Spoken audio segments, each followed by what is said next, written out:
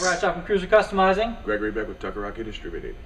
What are we talking about this week, Greg? We're going to talk about foot controls for cruisers and sport bikes. The common cruiser foot control either consists of a mid control, which would be straight down below you, a floorboard, which is usually just a little bit farther forward in a larger platform, or forward controls, which will put you way out in front of the frame. Yeah, and on a sport bike, it's the standard foot pegs and then rear sets. And rear sets tend to raise the peg up and back a little bit for better ground clearance and for the rider to have more control of the machine. Now, in both of these options, you have the OEM foot controls and you have the aftermarket. Now, one thing I'd like to talk about is the actual adjustment of both the brake pedal and the shifter on your stock motorcycle configuration. Yeah, it's really important. Sometimes just the kind of shoes or boots you wear necessitates adjusting the foot pegs, especially the shifter, to be able to get your foot underneath it and be comfortable. Absolutely. On most shift levers, you can take out the bolt that holds the little clamp that goes around the shaft. Take that bolt out, you can slide the shift lever off, and then you can position it up or down a couple notches, slide it back on, and replace that bolt. Yeah, but sometimes there's linkages involved. Absolutely. Now, on the brake side, that's a completely different matter, and that's kind of the linkage thing that Greg's talking about. Yeah, a linkage definitely usually has threads on both ends. Sometimes with a clevis on one end and a Heim on the other, or a rod. But be careful.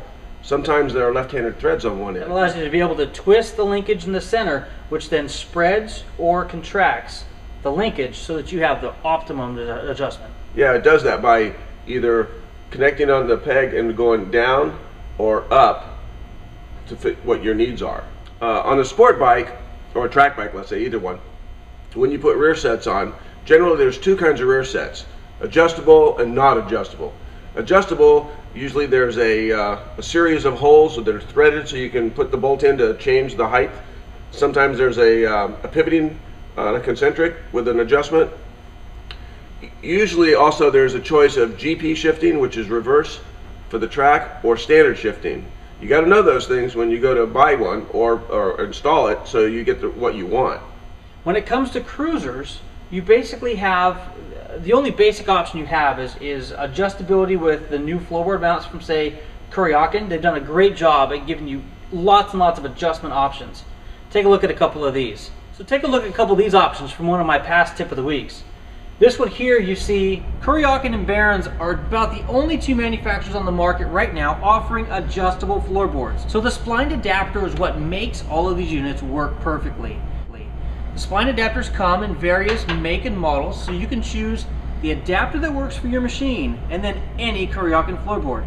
Take a look.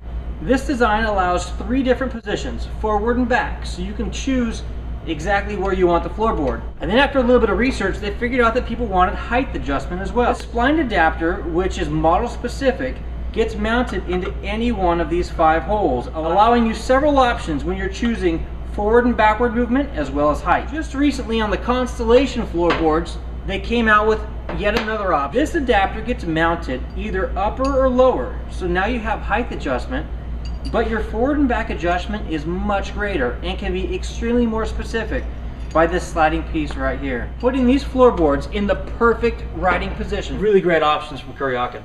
When looking at forward controls, usually a 3-inch or a 6-inch forward are the most common sizes that you find when looking for adjustments. Yeah, and when you put your foot controls on or adjust your stock controls, pay attention. Make sure you take a look at the handlebars now. You know, that need is going to change.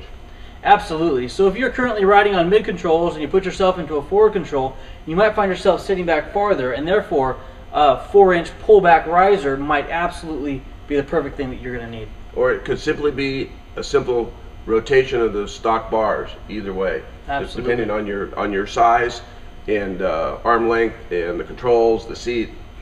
Another thing to look at when choosing to replace your floorboards or foot pegs is what kind of anti-vibration characteristics does that piece have. Are you going to a straight aluminum piece? If you are, that foot peg is going to vibrate way more than the stock foot peg. Or if the stock peg vibrates too much, you can go with an ISO or isolation peg from, say, Kuryakin or Cobra or any of the other likes. And they look cool too. Absolutely. the styling of aftermarket foot pegs and foot controls are usually much greater than stock. True, no doubt. Well, thanks for joining us today about our talk about foot comfort and foot controls. Next week, join us for seat comfort. Absolutely. See you next week.